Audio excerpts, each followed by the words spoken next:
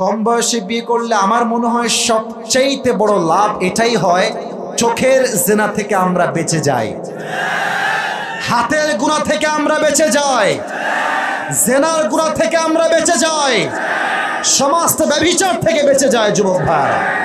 এখন তোমার বয়স যদি 20 বছর হয় বিয়ে করে নিও, যদি 21 হয় করে নিও, বাট মানুষটা সঠিক হওয়া লাগবে। বিয়ের জন্য পারফেক্ট বয়স হচ্ছে তখন যখন জীবনের সঠিক মানুষ তুমি পাবা। কথা আমার সাথে বলতে হবে, কথা ঠিক আছে কিনা বলো। বিয়ের জন্য পারফেক্ট বয়স যে 20 তা নয়, বিয়ের জন্য পারফেক্ট বয়স যে 21 তা নয়, বিয়ের জন্য পারফেক্ট বয়স যে 22, ইটস নট লাইক দ্যাট। যতক্ষণ পর্যন্ত সঠিক মানুষ না পাবো, ভুলভাল মেয়েকে বিয়ে করলে নিজেও ধ্বংস হবা, পরিবারটাও ধ্বংস হয়ে যাবে যুবক ভাই। বিয়ের জন্য পারফেক্ট এজ হচ্ছে নিজের মনের মতো একজন মানুষ খুঁজে পাওয়া। আর নিজের মনের মতো মানুষ তখনই পাওয়া যায় যখন মেয়েটা সৎ চরিত্রবান মেয়ে হয়। যুবক ভাইরা মাথায় রাখবেন, মেয়েদেরকে বাহ্যিক রূপ দেখে বিয়ে করলে আপনি খুব ঠকে যাবেন, খুব ঠকে যাবেন। এই বিউটি পার্লার আছে না, নাম শোনেন নাই নাকি আপনারা সবাই? এমন ভাবে আটা ময়দা মেখে আসবে, ইয়ার ये तो अभी के अभी जन्नत का हूर जन्नत से भाग के मेरे सामने आई है। না না, এটা জান্নাতের হুর না, সব আটা সুন্দরী ভাইরা আমার। আর মেয়েদেরকে বলবো, সম্মানের সাথে আটা দিয়ে কোনো যুবককে ইমপ্রেস করার ট্রাই করবেন না। আপনি অবশ্যই মেকআপ মাখবেন, আপনি তো মেয়ে মানুষ, মাখবেন তো আপনি, আমি মাখবো নাকি যুবক ভাইরা? বলো বলো বলো। আপনি মাখেন, সমস্যা নাই, একটু কন্ট্রোলে মাখেন। এটা কি হাত হলো কাইলার কাইলা, আর এই মুখের অবস্থা এটা কি বলেন তো আপনারা ভাইরা? কালো মানুষও সুন্দর, ফর্সা মানুষও সুন্দর, বাট আপনি যখন বিয়ের সময় হাতে পায়ে মুখে মেকআপ মেরে বিয়ে করেন, যুবকটা আপনাকে ফর্সা মনে করে বিয়ে করেন। আর বাসর রাতের পর যখন আপনি মুখটা ধুয়ে ফেলেন, এই যুবক বলে ইয়ার ইয়ে কौन है, कहां से आया है ये।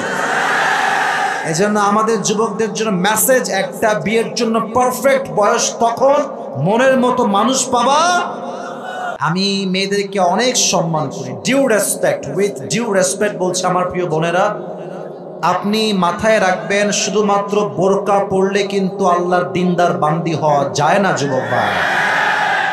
বোরকা পরলে দিনদার যদি হতো, তাহলে ভালোবাসার দিবসে বোরকা পরে উল্টাপাল্টা করলো কারা? এরা কারা, কই থেকে আসছে এরা? বোরকা পরলে আসল দিনদার হওয়া যায় না। দিনদার হবে সেই মেয়ে যার চরিত্র পবিত্র হবে যুবক ভাইরা, যার সতীত্ব পবিত্র হবে যুবক ভাইরা।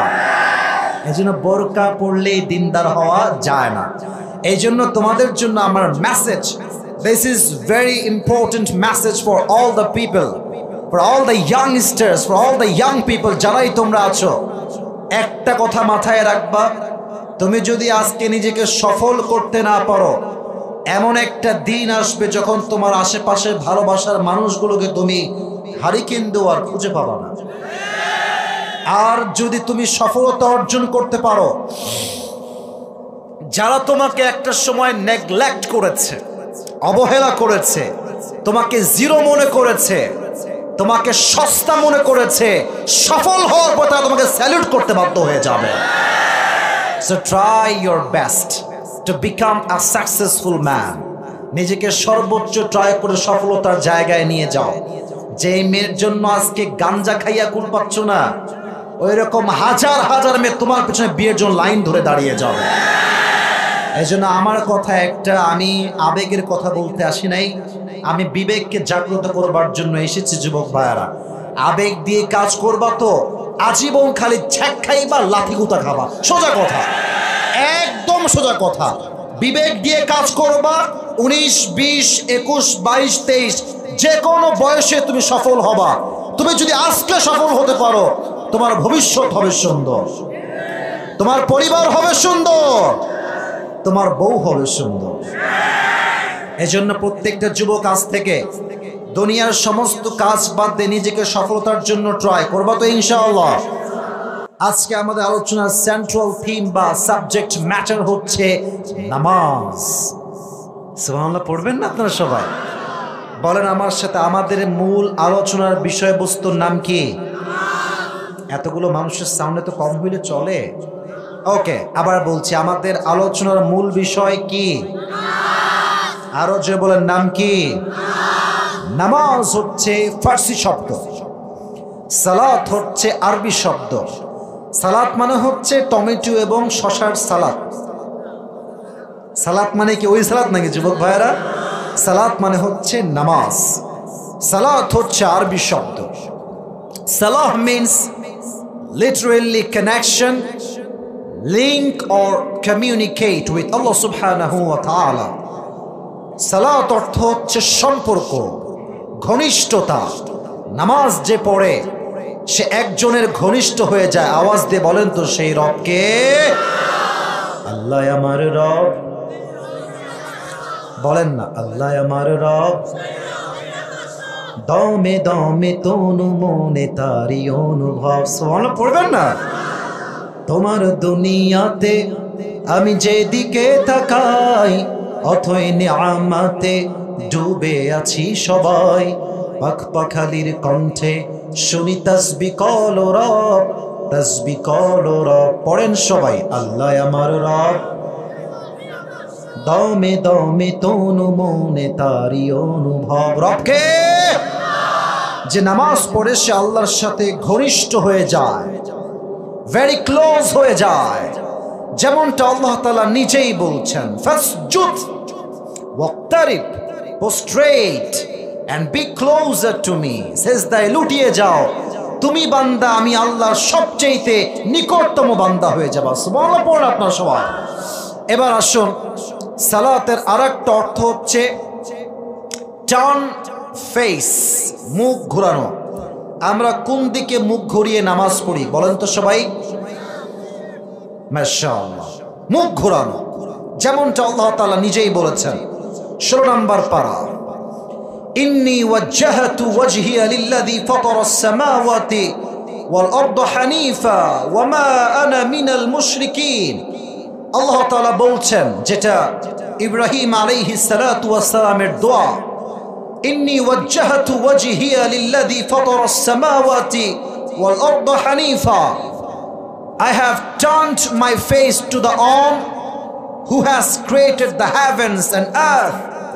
আমি সেই সত্তার দিকে আমার মুখ ফিরিয়েছি যিনি জমিন এবং আসমানের মালিক। আওয়াজ দিয়ে বলেন তো সেই মালিকের নাম কি? তাহলে নামাজ অর্থ হচ্ছে মুখ ফেরানো। এখন আসেন, এই যে কথা ছাড়া এবার আসুন আমি একটা প্রশ্ন করি, বলেন তো যুবক ভাইয়ারা, মুরব্বী আব্বাজানরা, 5 ওয়াক্ত নামাজ এটা কি নফল, সুন্নাত না ফরজ? মাশাআল্লাহ মাশাআল্লাহ, গুড সাউন্ড। আবার বলছি, 5 ওয়াক্ত নামাজ ইজ ইট সুন্নাহ অর ফরজ? ইজ ইট সুন্নাহ অর ফরজ? ফরজ। মাশাআল্লাহ। আমরা আজকে যেই নামাজটা পড়ে মাহফিলে বসেছি, পুরো দিনের শেষ নামাজ, এই নামাজটার নাম ছিল কি? আচ্ছা, এই রাত শেষ হবে, ভোর রাতে আমরা আরেক ওয়াক্তের নামাজ পড়বো, এটার নাম কি? ফজরের পরে আসে কি? বলেন না সবাই, ফজরের পরে আসে কি?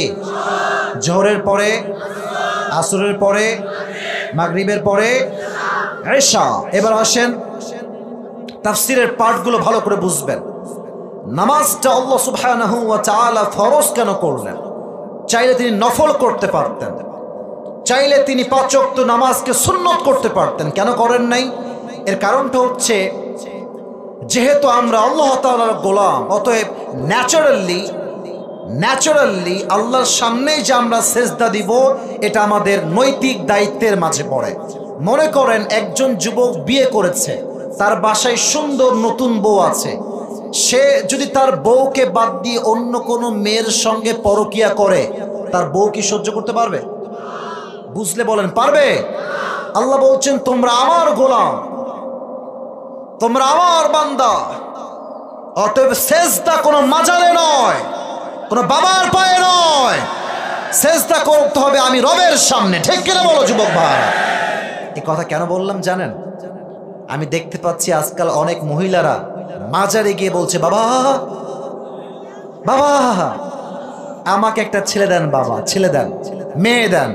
মুরব্বী আব্বাজান যুব ভাই বলেন তো, ছেলে এবং মেয়ে বাবা দিবে না আল্লাহ দিবে? আচ্ছা, আপনার দেখবেন মাঝে মাঝে মাজারে, সাতক্ষীরার ভাইরা, আপনারা কি মাজারে গেছেন? কেউ মাজারে? অনেকেই গেছেন। দেখবেন মাজারের প্রবেশ পথে কিছু ফকির থাকে না? ওদের হাতে কি থাকে? গাঞ্জাও থাকে, থালাও থাকে, ভিক্ষা করে। কথাগুলো বুঝে শুনবেন, এতগুলো মানুষ বুঝে না শুনলে বিপদ আছে। দেখবেন মাজারের গেটেই ফকিররা বসে বলে, বাবা দাও, একটু দাও, আমার এখানে একটা মেসেজ আছে।